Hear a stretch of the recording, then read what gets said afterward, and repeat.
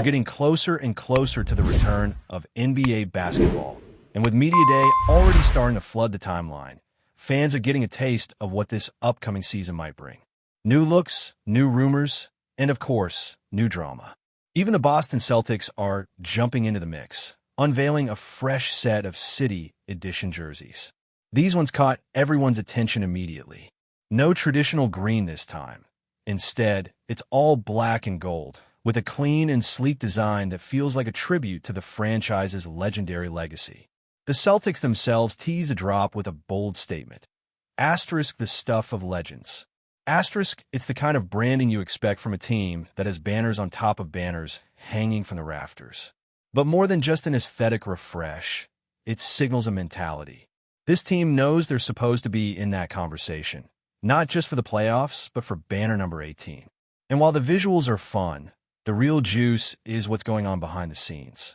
As Media Day rolls out around the league, teams are starting to show their cards. The Warriors are in talks again, the Kings are sniffing around deals, and surprise, surprise, the Celtics might be lining up a move too. Because even with one of the deepest, most expensive rosters in the NBA, Boston still has one more financial hurdle to clear. That dreaded luxury tax apron is looming large. And unless the front office pulls off something soon, they'll be paying an even steeper price for this championship run. Which brings us to a familiar name in these trade rumors, Anthony Simons. If you follow the Celtics Daily Channel, you already know the vibes. We love Simons. Talented scorer, smooth with the ball, can shoot the lights out. But love doesn't always pay the bills. And right now, Boston might need to make a tough decision. Enter the newest potential three-team deal floating around, one that would see Simons land in Golden State, Malik Monk head to Boston, and the Kings getting a mix of Buddy Hield and Jonathan Kuminga. Let's break that down a bit. For Boston, they'd be swapping Simons for Monk and Isaac Jones, saving somewhere in the range of $8 to $9 million in the process. That financial flexibility could be critical. Monk isn't just a filler here. He's a legit contributor. Explosive off the bench, fearless shooter, plays with that fire that fans love in Boston. Isaac Jones, meanwhile, is more of a throw-in to make the numbers work. He's not expected to move the needle, but his contract helps balance the math.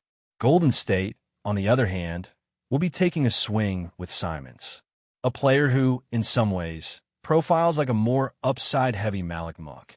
Younger, maybe a better long-term piece if things pan out. And considering the Warriors are still trying to maximize whatever window they have left with Steph and Draymond, adding scoring depth on the perimeter could be just what they need, especially with so many question marks surrounding guys like D'Anthony Melton and Seth Curry. Both talented, but both unreliable for different reasons. Melton can't stay healthy, and Curry's defensive limitations often get him played off the floor. Simons might give him a cleaner fit, especially with the second unit. And what about Sacramento? Well, they'd be betting on a change of scenery breakout from Kuminga, plus the shooting insurance of Buddy Hield. That's not a bad haul if they're ready to move off Monk anyway. But here's the thing. As fun as this trade sounds, and as clean as it looks on paper, it still feels like a long shot. The most realistic scenario? Probably a simpler Warriors-Kings trade that doesn't involve Boston at all. Maybe the Celtics decide to wait until mid-season before making their next move. That could give them more time to evaluate what they have, especially if someone unexpected steps up. Still, there's something real to the idea that Boston is exploring options. Multiple reports have hinted that the team is not fully committed to keeping Simons long-term. That doesn't mean they're desperate to move him, but it does mean they're open to the right opportunity. And if Golden State is in desperation mode, as it seems they are, that could open the door for something to happen.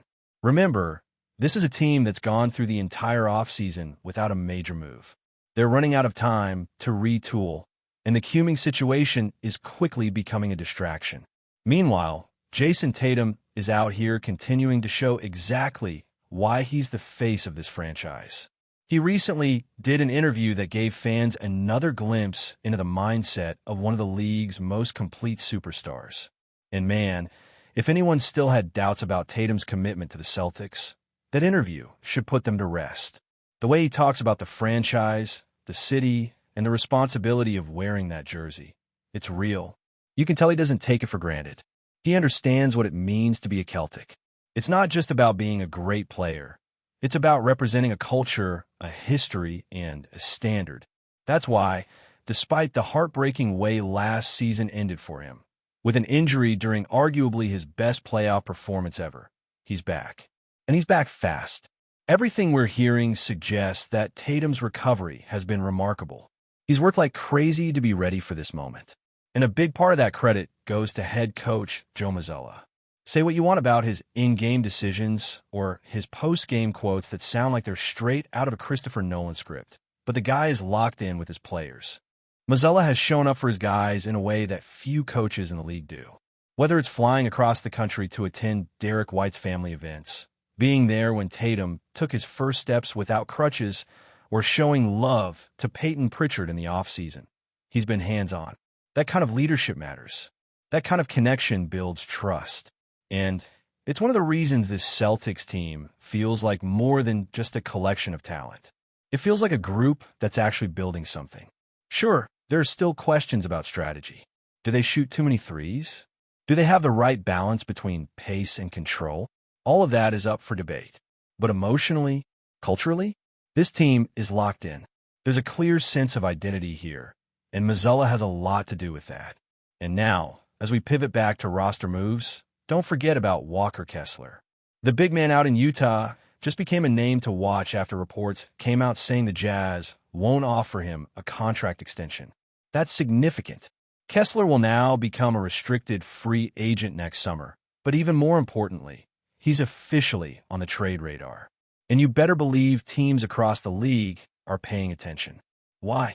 Because Kessler is a legit shot blocker, a force on the glass, and still playing on a rookie deal. That's a valuable piece in today's NBA. In just his second year, he was already averaging close to 12 rebounds and over 2 blocks per game while shooting over 65% from the field. He's not flashy, but he gets it done. The issue in Utah isn't his play. It's that the front office seems more committed to tanking than building right now. They're in asset-gathering mode, and Kessler might be their next chip to cash in. Boston is probably not going to jump into that conversation right away. They'll want to see how their current rotation of bigs performs first. Does Neemias Queta take a leap? Does Xavier Tillman surprise some people? Can Luke Kornet reinvent himself in San Antonio and come back around mid-season as an option? Those are questions that still need answers. But if the answer to all of those ends up being meh, don't be shocked if Brad Stevens picks up the phone. Kessler's price tag would be steep, not just because of his production, but because whoever trades for him will have to be ready to pay him next summer. He's probably going to command something in the $18 to $24 million range annually. That's a big commitment. But if Boston believes he could be the long-term answer behind, or even alongside Kristaps Porzingis, it's a move worth considering, especially with Al Horford inching closer to retirement. Keep an eye on that situation, because as we've seen, restricted free agency is a mess right now.